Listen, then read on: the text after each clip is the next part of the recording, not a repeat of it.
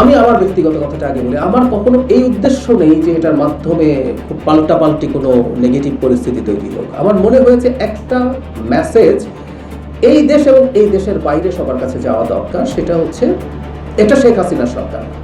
He arrived here on a private passport with a SAARC visa and to attend the 28th meeting of the Committee of Senior Officials of the Indian Ocean Rim Association, that is IORA.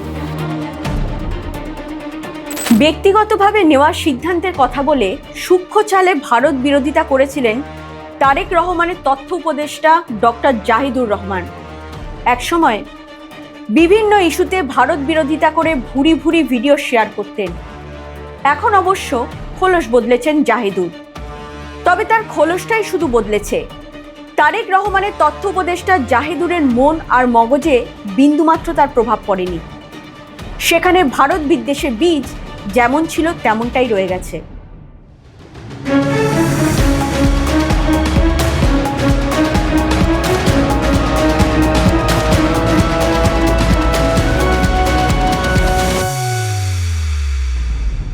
দিন কয়েক আগে দিল্লিতে গিয়ে তিনি যে নাটক করেছিলেন, এবার তার জবনিকা পতন হলো।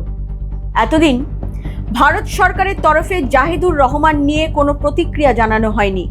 বাংলাদেশে একজন বিমান যাত্রী বিমানে ভীষণ অসুস্থ হয়ে পড়েছিলেন, যার জন্য রীতিমতো বিমান তার গতিপথ পাল্টে ভারতে নামতে চেয়েছিল। তারপর কি হয়েছে আমরা অনেকেই জানি।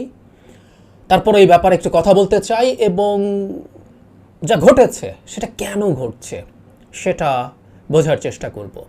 মুম্বাই এটিসির পক্ষ থেকে অসুস্থ যাত্রীর জাতীয়তা এবং অন্যান্য তথ্য জানতে চাওয়া হয়।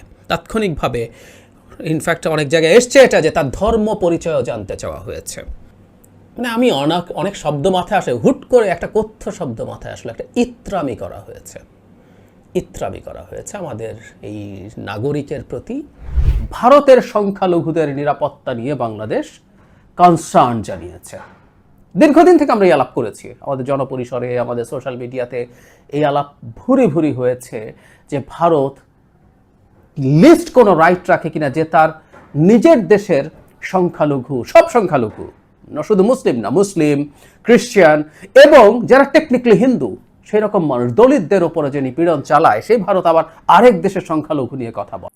সম্প্রতি এই বিষয়ে মুখ খুলেছেন ভারতের পররাষ্ট্র দফতরের মুখপাত্র রণধীর জয়সওয়াল। বরাবরই জাহিদুর এমন নাটুকে, তার কথায় আচরণে হাবেভাবে সেই নাটুকেপনাই স্পষ্ট। 14 জুন একই ঘটনা ঘটেছিল, দিল্লি বিমানবন্দরে দিনভর নাটক। তারপর তারেক উপদেষ্টা ডক্টর জাহিদুরের ফিরে যাওয়ার কারণকে এমনভাবে প্রেজেন্ট করা যেন তিনি কিচ্ছুটি করেননি। যত দোষ নন্দ ঘোষের, মানে ভারতের। এতদিন চুপ থেকে ভারত সরকার বুঝিয়েছিল সব প্রশ্নের উত্তর দেওয়ার প্রয়োজন নেই। মঙ্গলবার এক সাংবাদিকের প্রশ্নের উত্তরে মুখ খুললেন ভারতের পররাষ্ট্র মন্ত্রকের মুখপাত্র রণধীর জয়সওয়াল। ঠিক কি হয়েছিল সেদিন জানালেন সবটাই। সাপ্তাহিক প্রেস ব্রিফিংয়ে সাংবাদিকের তরফে ওই 14 জুনের ঘটনাকে নিয়ে প্রশ্ন তোলা হয়। Gautam, your question regarding the advisor of Prime Minister of Bangladesh who arrived here in India on 14 June. So he arrived here on a private passport with a SAARC visa and to attend the 28th meeting of the Committee of Senior Officials of the Indian Ocean Rim Association, that is IORA. He was queried by immigration officials at Delhi airport and subsequently permitted entry after reconfirming that the purpose of his visit was to attend the said multilateral meeting. He, however, chose to return to Dhaka of his own volition. গত 14 June Zahidur ভারতে এসেছিলেন Indian ocean রিম অ্যাসোসিয়েশনের senior কর্মকর্তাদের 28তম বৈঠকে অংশ নিতে। তিনি বৈঠকে অংশ নেননি, ফিরে গিয়েছিলেন। কেন বৈঠকে অংশ নিলেন না জাহিদুর? এই প্রশ্নের উত্তরে তিনি ভারতের ইমিগ্রেশনের দিকে আঙুল তুলে বলেছিলেন, বাংলাদেশের এক কূটনীতিকের সঙ্গে মিসবিহেভ করেছে ভারতের ইমিগ্রেশন ডিপার্টমেন্ট। পাল্টা জবাব দিতেই বৈঠকে অংশ না নিয়ে ঢাকা ফেরার সিদ্ধান্ত নিয়েছিলেন। কূটনৈতিক সফরকালে কূটনৈতিক পাসপোর্ট দেখানোর প্রয়োজন মনে করেননি ডক্টর জাহিদুর। ব্যক্তিগত পাসপোর্ট দেখিয়েছিলেন বটে, খুব স্বাভাবিকভাবেই তাকে প্রশ্নের মুখে পড়তে হয়।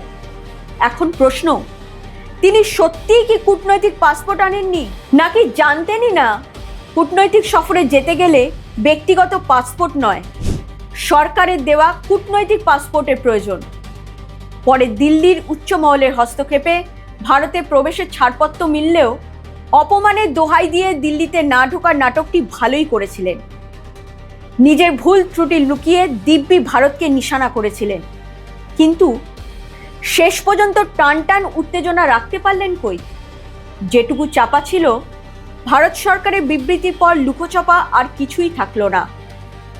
জোকের মুখে নুন পড়ার মতোই অবস্থা হলো জাহেদুরের। এরকম আরও খবর পেতে নজর রাখুন জিও পালস টিভিতে। লাইক করুন, শেয়ার করুন, সাবস্ক্রাইব করুন জিও পালস টিভি।